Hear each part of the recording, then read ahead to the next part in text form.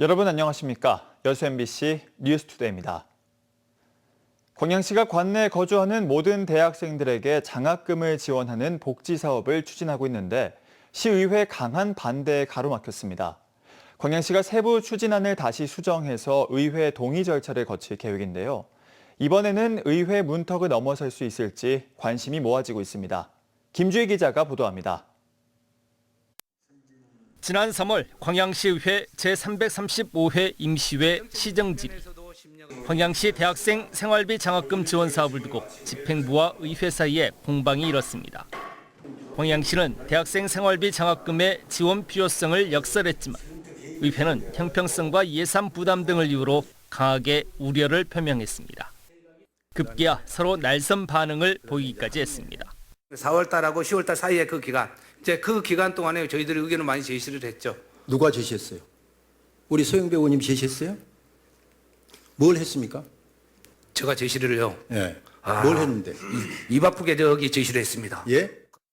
결국 광양시가 의욕적으로 준비한 대학생 생활비 장학금 지원 사업은 의회 문턱을 넘지 못하고 좌절됐습니다. 광양시는 지난 6개월여 동안 의회에서 제기한 의견과 주민 설명회 과정에서 제안된 내용들을 바탕으로 최근 수정안을 도출해냈습니다. 지원 대상 보호자들의 지역 거주 기간을 3년 이상으로 강화하고 최대 8학기 기간 동안 지원하는 등 한층 보완된 수정안을 마련했습니다. 특히 34세 이하의 대학생, 관내 고등학교 졸업 후 대학 미진학 청년들에게도 지원하는 변경안도 새롭게 포함됐습니다. 시는 시행 첫 해에는 30억여 원의 예산이, 시행 4년 뒤에는 123억 원의 예산이 소요될 것으로 예상하고 있습니다. 시 집행부의 추진 의지는 여전히 확고합니다. 예산이 들어가긴 하지만 광양시에 대한 미래에 대한 투자이기도 하고 또한 그 초등에서 대학까지 우리 교육복지 플랫폼 완성이라는 목적을 달성할 수 있을 것 같습니다. 광양시가 출산율 제고와 인구 유입을 위한 역점 복지 시책 사업으로 추진하고 있는 생활비 장학금 지원 사업. 이달 15일 개회하는 의회에서 관련 조례안이 무사히 통과될 수 있을지 여부에 지역사회의 관심이 집중되고 있습니다. MBC 뉴스 김주희입니다. 경찰이 국외 출장비를 부풀린 의혹과 관련해 전남도 의회를 압수수색했습니다. 전남경찰청 반부패 경제범죄수사 1대는 어제 오전 전남도 의회에 수사관 20여 명을 보내 각 상임위 사무실을 중심으로 1시간여가량 압수수색을 실시했습니다. 경찰은 업무용 컴퓨터에서 국외 출장비 자료 등을 확보한 것으로 알려지고 있습니다. 국민권익위원회는 지난 2022년 1월부터 지난해 5월까지 지방의회 의원 국외 출장 915건을 점검한 결과 항공권을 위변조해 실제 경비보다 부풀린 사례가 수백 건 발견됐다며 전국 관할 경찰청과 경찰서에 수사를 의뢰했습니다. 순천시의회가 지난 30일 발표된 순천 선월지구 코스트코 입점 소식에 환영의 뜻을 밝혔습니다. 시의회는 이번 입점이 단순한 쇼핑시설 유치를 넘어 관광과 소비 수요를 견인하고 양질의 일자리 창출을 할 수 있는 기회라고 밝혔습니다. 이어 지역 소상공인과 골목 상권에 피해가 발생하지 않게 살피고 함께 상생하며 성장할 수 있도록 관심과 지원을 아끼지 않겠다고 덧붙였습니다. 환경 분야 국제 행사인 UN 기후변화협약 기후주간의 국내 후보지로 여수가 선정됐다는 소식 최근 전해드렸는데요. 해외 여러 나라들이 유치전에 뛰어들 것으로 예상되면서 정부와 지자체가 유치 전략을 논의하는 등 본격적인 대응에 나섰습니다. 문영철 기자입니다. 지난 2021년부터 시작된 UN 기후변화협약 기후주간은 전 세계 190여 개국 등이 참여하는 환경 분야의 국제 행사입니다. 고위급 인사와 전문가들이 기후위기 대응 방안과 당사국 총회에서 다룰 의제 등을 논의하게 됩니다. 이 행사를 유치하기로 한 우리 정부는 지자체들의 신청을 받은 뒤 2차례의 심사를 거쳐 국내 5곳 가운데 여수를 최종 후보지로 선정했습니다. 도시의 인지도를 높일 수 있는 것은 물론 오랜 수건 사업이었던 기후변화협약 당사국 총회 유치의 발판으로 삼을 수 있어 지역사회의 기대감이 큽니다. COP 유치하는 데 있어서 국제적으로 경쟁력이 있을 것이고 국내 개체도시 공모에서도 경쟁도시인 경기도 고양이나 제주도보다 우리 여수가 먼저 선점을 할 수 있다는. 내년 아시아권 기후 주간 행사는 5월쯤 열릴 예정인데 개최 지역은 올해 말 확정될 것으로 보입니다.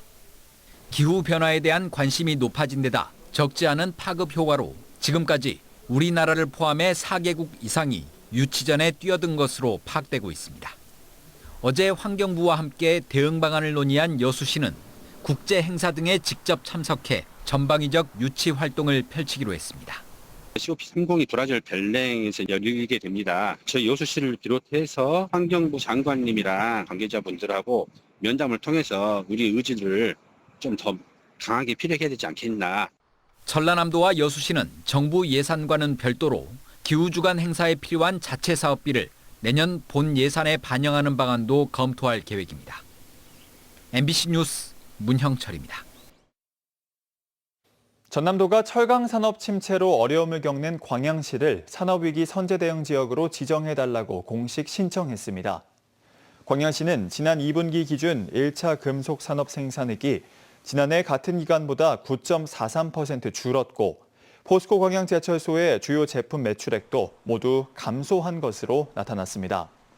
이번 지정 신청과 함께 전남도는 내년부터 5년간 총 3,871억 원 규모의 지역 맞춤형 사업도 발굴할 예정입니다. 추석 연휴 추모객들의 편의를 위해 여수 영락공원 운영 시간이 일부 연장됩니다. 여수시는 영락공원 추모의 집 운영 시간을 오는 5일과 6일 오전 7시부터 오후 6시까지, 7일은 오전 7시부터 5시까지로 연장한다고 밝혔습니다. 한편 영락공원 화장시설은 추석 당일을 제외한 나머지 기간에는 정상 운영됩니다. 교제폭력이라는 말 들어본 적 있으실 겁니다. 스토킹, 가정폭력 같은 범죄의 전조현상격 범죄인데 광주에서도 하루 8건꼴로 발생하고 있습니다. 하지만 교제폭력을 규정하는 법률조차 없는 실정이라 대부분의 예방, 보호 사업이 겉돌고 있습니다. 주현정 기자입니다. 사람과 사람 관계에서 비롯된 신체적, 정신적, 성적 공격 행위를 포괄하는 교제폭력. 연인이나 전 연인으로부터의 폭언과 폭행, 심한 경우는 살인까지로도 이어지는 범죄라 비극의 경고음이라고 불리기도 합니다. 경찰도 엄단 의지를 재차 강조했습니다. 사회적 약자와 고에 대해서는 우리 전 기능에서 집중해서 살펴볼 예정입니다. 실제로 경찰에 접수된 지역 교제폭력 신고 건수는 지난해에만 2,941건, 하루 평균 최소 8건의 피해가 발생하고 있는 셈입니다.